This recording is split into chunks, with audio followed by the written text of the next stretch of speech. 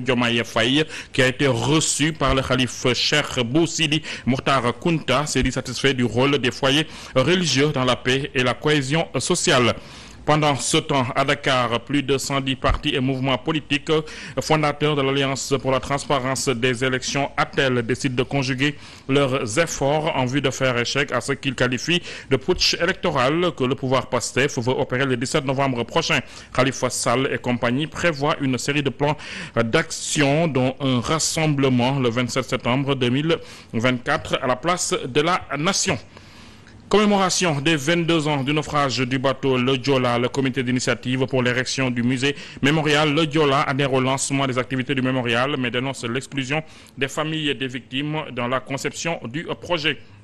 Et enfin, football, UFOA à U20. Le Sénégal n'a pu faire mieux qu'un match nul aujourd'hui face à la Gambie. Le score 2 buts partout. Cheikh Tidiane Thiam et Abdourahmane Dia sont les buteurs côté sénégalais. Malgré ce nul, les Lionceaux se qualifient pour les demi-finales du tournoi.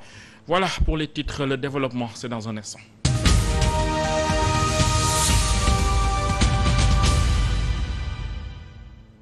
Choisir pour vous informer. Après Tivaouane et d'autres foyers religieux du pays, Niassane s'apprête à célébrer le Mawloudoul Nabi. Le président de la République a effectué son ziyar auprès du calife Cheikh Bou Sidi Mokhtar Kounta, a réaffirmé au guide de l'engagement de l'État en faveur de la modernisation des foyers religieux. Ces cités qui méritent une attention particulière. Les propos du président sont recueillis par Binta Traoré. J'ai nommé lors du Conseil des ministres de ce mercredi 18 septembre quelqu'un qui sera chargé de jouer pleinement un rôle d'intermédiaire entre l'État et les foyers religieux. Jimmy Dramé connaît bien la religion au Sénégal et entretient des relations étroites avec beaucoup de familles. Il est chercheur à l'Institut fondamental d'Afrique noire IFA. Il n'a rien à voir avec la politique. Donc, il peut jouer pleinement ce rôle et pour cela, il lui faut un accompagnement des guides religieux. Vous n'êtes pas sans savoir que PASTEF a initié ce qu'on appelle mouvement des Domodara patriotes. Mais j'ai préféré choisir ce profil pour éviter d'éventuelles attaques en rapport avec la politique. Je veux que tout soit clair entre l'État et la religion. Et ça, nous y croyons, comme on vous l'avait promis en campagne. Nous reparlons des inondations survenues à Touba. Chaque année, le problème persiste malgré les investissements de l'État du Sénégal. Depuis les grands chantiers de Touba démarrés en 2007 sous le régime du président Abdoulaye Wade, plusieurs projets de gestion des inondations ont vu le jour dans la capitale du mouridisme. Seulement, le temps passe, les régimes se succèdent, mais le problème demeure. Les récentes pluies enregistrées dans la ville-centre de Touba ont fait ressurgir un vieux serpent de mer.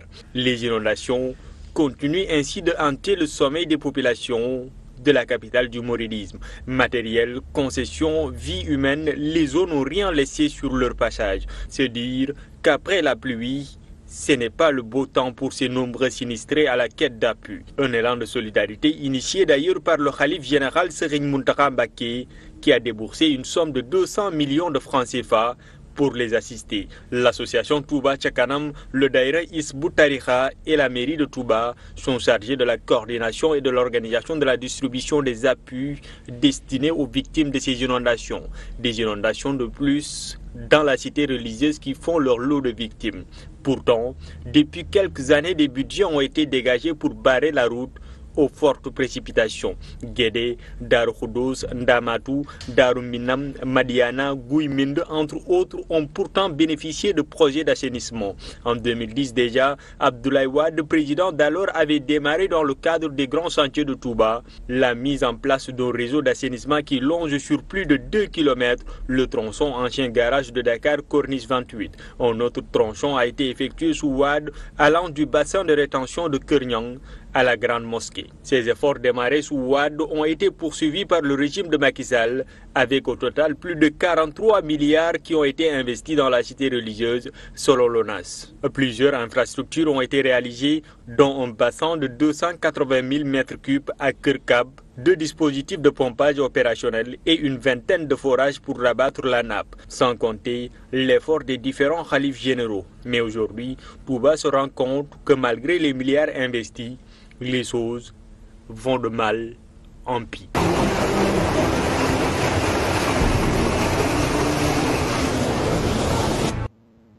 Mamadou Kanté, gestion des inondations. Amadou Ba appelle à une mobilisation générale pour apporter assistance aux familles sinistrées victimes des fortes pluies tombées ces derniers jours dans des zones comme Touba, Bakel, Matam ou encore Kaolack. L'ancien Premier ministre qui dit bien connaître la question pour y avoir travaillé demande au gouvernement d'activer le plan Orsec.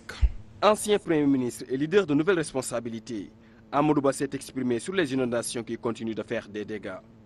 Dans un communiqué, il a soutenu qu'aujourd'hui le constat est clair. Les inondations sévissent dans des zones comme Touba, Bakel, Matam, Kaolack, affectant fortement les populations et emportant des vies humaines.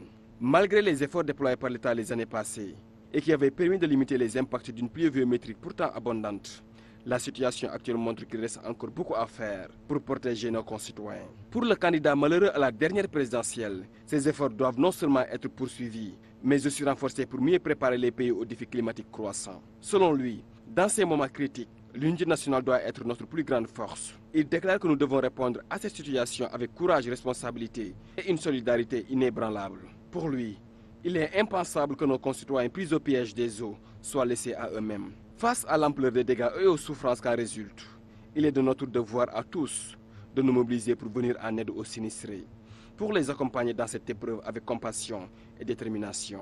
Chaque geste compte, chaque solidarité, aussi petite soit-elle, a le pouvoir de redonner espoir à ceux qui en ont perdu. Par ailleurs, l'ancien argentier de l'État estime que l'État doit prendre des mesures urgentes et concrètes pour déployer des secours efficaces. Mais ce travail ne saurait être mené seul. Le plan Orsec doit être activé immédiatement dans toutes les zones sinistrées. Il est indispensable de mobiliser des ressources supplémentaires pour soutenir les autorités locales et garantir que l'aide arrive rapidement à ceux qui en ont besoin. Babou Ndour pour Babacar Mbaye Ngaraf. La question est toute simple. Les travaux de curage des canaux et autres opérations pré-hivernales ont été mal faits. Il s'interroge alors sur l'effectivité de ces travaux dans la zone de la grande mosquée et de la résidence Khadimou Rassoul. L'État procède à des opérations pré-hivernales chaque année, telles que curage des canaux, prépositionnement des stations de pompage, écrêtage des bassins. Si ces opérations sont faites dans les règles, on ne doit pas connaître normalement d'inondations dans les zones bénéficiaires de canalisation. Rappelons ici que la grande mosquée de Touba, comme la résidence Khadim Rassoul, se trouve dans une zone traversée de canalisation. Donc aujourd'hui, si cette zone souffre d'inondations au point de mobiliser les sapeurs-pompiers avec tout ce que cela entraîne comme dépense pour évacuer l'eau, il y a vraiment lieu de s'interroger sur l'effectivité des travaux de curage des canaux pré-hivernaux. Voilà pourquoi les accusations de l'ex-DG Cheikh Dieng portant sur une mafia, un système qui maintient les inondations au Sénégal, ne doivent pas passer sous silence. Nous passons à l'actualité politique. En bref, réunis ce jeudi en Assemblée générale constitutive, les 110 partis et mouvements politiques fondateurs de l'Alliance pour la transparence des élections ATEL ont décidé de conjuguer leurs efforts et de recourir à tous les moyens légaux en vue de faire échec à ce qu'ils qualifient de putsch électoral que le pouvoir PASTEF veut opérer le 17 novembre prochain. Khalifa Sall et compagnie estiment que pour la première fois depuis 1993, des élections sont organisées au Sénégal en excluant les partis d'opposition de toute forme de participation à l'élaboration du processus, une méthode selon eux dont le dessein indiscutable est de surprendre les acteurs politiques et de mettre le Conseil constitutionnel devant le fait accompli, ce qui constitue une violation flagrante de l'article 2 du protocole additionnel de la CEDEAO. Ces leaders exigent la tenue immédiate d'une véritable concertation. Ils envisagent de saisir la Cour d'appel, la Cour suprême, le Conseil constitutionnel et la Cour de justice de la CEDEAO, de rendre visite aux autorités religieuses et traditionnelles ainsi qu'aux représentations diplomatiques. Et enfin, ils appellent tous les Sénégalais à participer massivement au rassemblement qui aura lieu le 27 septembre 2014 à la place de la Nation. Toujours en politique, la prochaine législature aiguise bien des appétits. Une intercoalition dénommée Front Social et Républicain a été mise sur pied par des leaders de partis politiques en perspective des élections du 17 novembre prochain. Le comité d'initiative qui faisait face à la presse cet après-midi a appelé l'opposition à faire bloc pour faire face au nouveau régime et obtenir une majorité à l'Assemblée nationale. 3 coalitions se retrouvent autour d'un front dit social et républicain pour aller à la conquête de sièges à l'Assemblée nationale prochaine législative. Il s'agit de l'ensemble pour demain d'Adjimbergan Kanouté, Ngor, co-coordonné par Moustapha Diagne Maguette Ngom et de Domou Réumi de Alassane Sissé. Ces différentes entités ont l'exaltante mission et la lourde responsabilité de fédérer toutes les forces vives de la nation pour arriver à un très large front capable de faire face au régime en place pour une majorité à l'Assemblée nationale. Convaincu que l'ère des échappés solitaires est révolue, le comité d'initiative du Front social et républicain appelle l'opposition à constituer un bloc uni pour obtenir une majorité à la prochaine législature, gage selon lui de stabilité et de vitalité démocratique. Le comité d'initiative du Front social et républicain invite les acteurs politiques, les forces citoyennes, les organisations féminines, la jeunesse à se mobiliser pour le triomphe de l'opposition au soir du 17 novembre. Adjimbergan Kanouté et ses camarades ont également dénoncé la dissolution de l'Assemblée nationale par le chef de l'État le 12 septembre, alors que selon eux, lui-même avait annoncé le passage de son Premier ministre le lendemain à l'Assemblée nationale. Ngor Sawardia, le respect de la parole donnée qui est d'une forte actualité. Un président qui dit, signe et se dédie. Mais Ngor, la dignité à tous ces Sénégalais qui ont perdu leur emploi et l'espoir.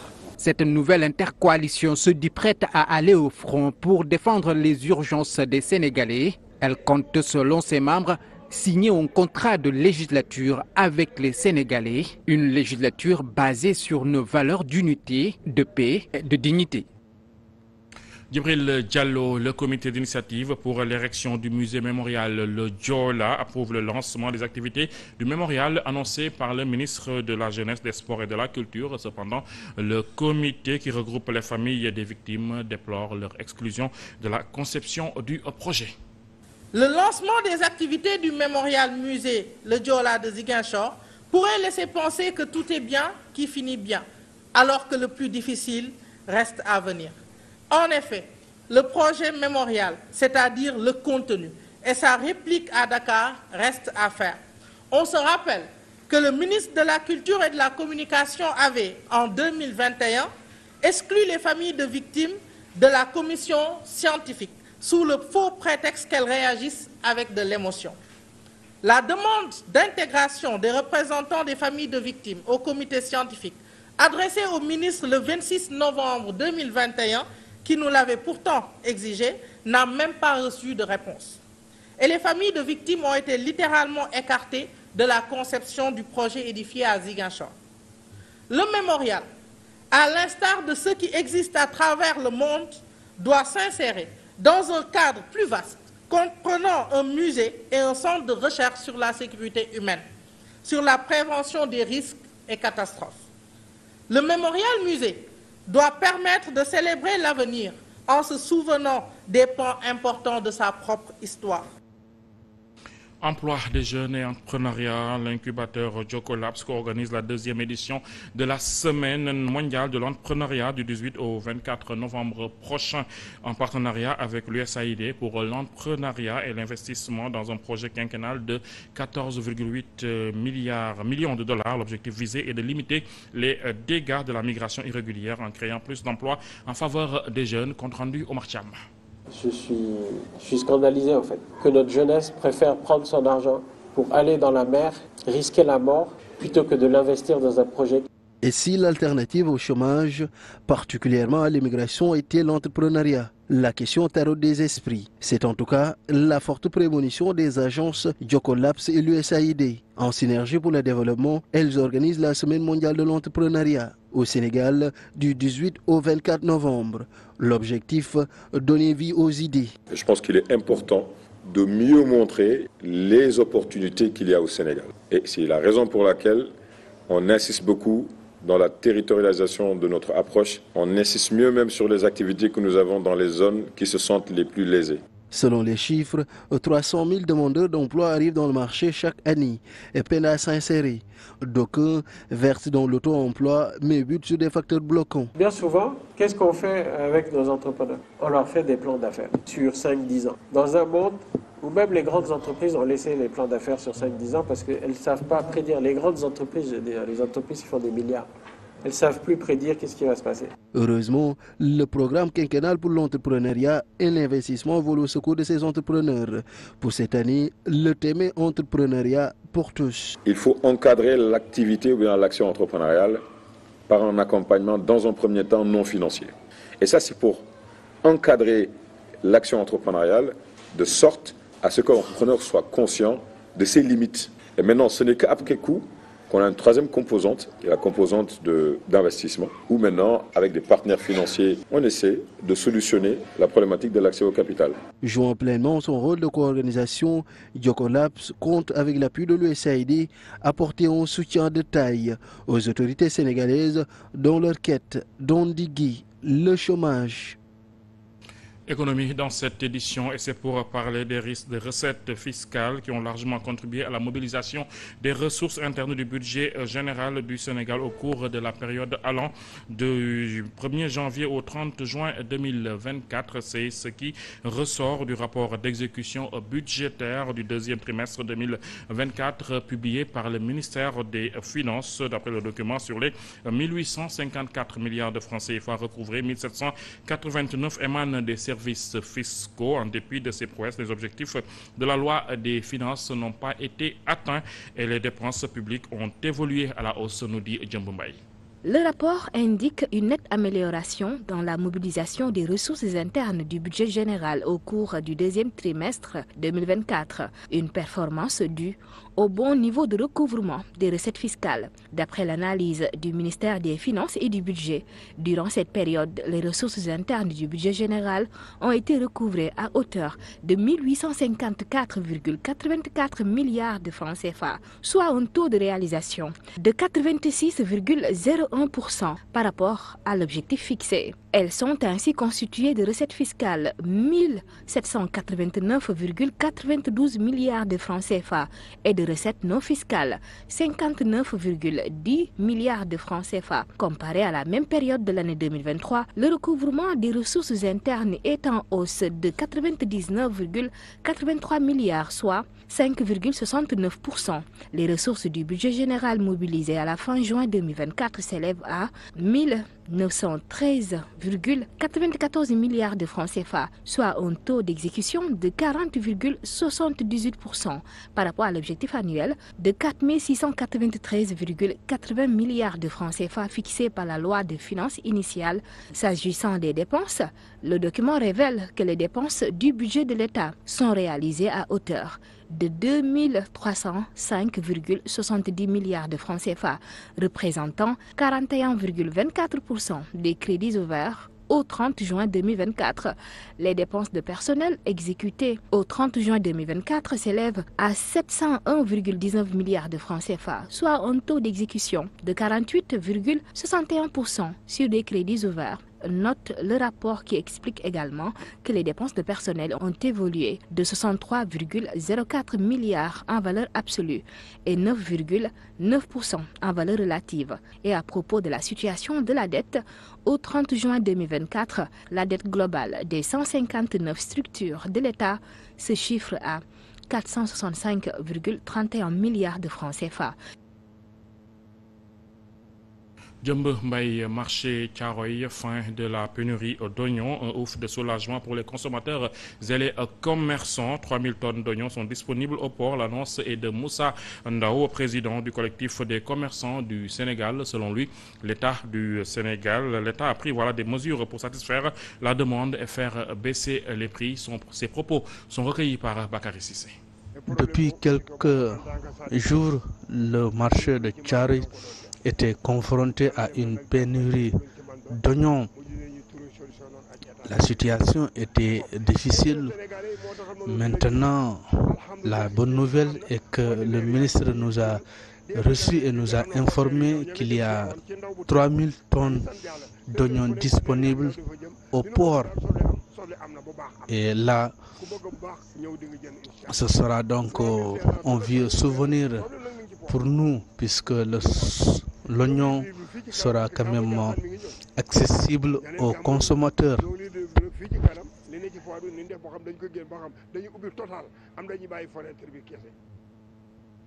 En sport, football, tournoi UFOA, la deuxième journée des phases de groupe s'est jouée ce jeudi. Mise au repos lors de la première journée à cause du forfait de la Mauritanie, l'équipe de la Gambie qui est entrée en lice aujourd'hui a tenu en échec le Sénégal, champion en titre. Ce match remake de la finale de 2022 s'est soldé sur un score de 2 buts partout. Le Sénégal, qui n'avait plus besoin que d'un petit point, se qualifie pour les demi-finales du tournoi.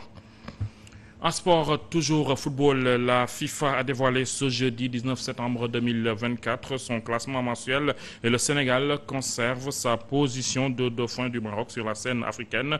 Les Lions de la Teranga restent solidement ancrés à la deuxième place du classement continental, confirmant leur statut de l'une des meilleures nations de football en Afrique. Sur le plan mondial, le Sénégal continue d'afficher une place stable parmi les équipes de premier plan, confortant son rôle d'adversaire redoutable pour les compétitions internationales à venir. Football, en bref, toujours, le Sénégal et la Mauritanie se retrouvent en Coupe d'Afrique de Beach Soccer. Le tirage au sort de la compétition qui se déroule du 19 au 26 octobre en Égypte s'est tenu aujourd'hui. Le Sénégal et la Mauritanie partagent la poule B avec le Mozambique et le Malawi après 2 matchs amicaux à Dakar avec une victoire pour chaque équipe. Les 2 formations se retrouveront au stade de Pape Amgar Djan de Nouakchott. Des retrouvailles pour ces 2 pays frontaliers qui se connaissent bien.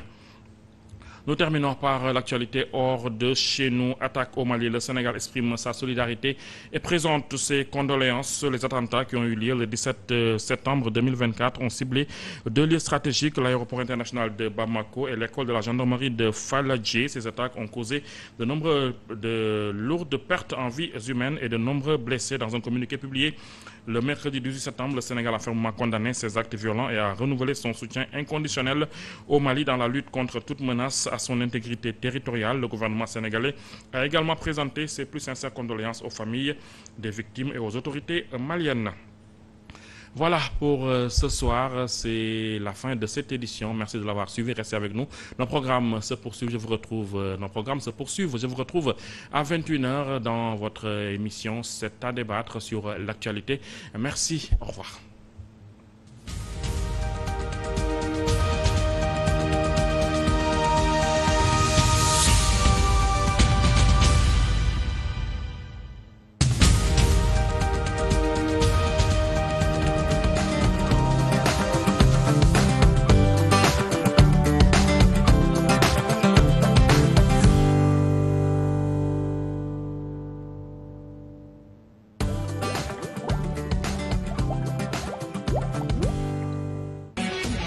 Une fois bien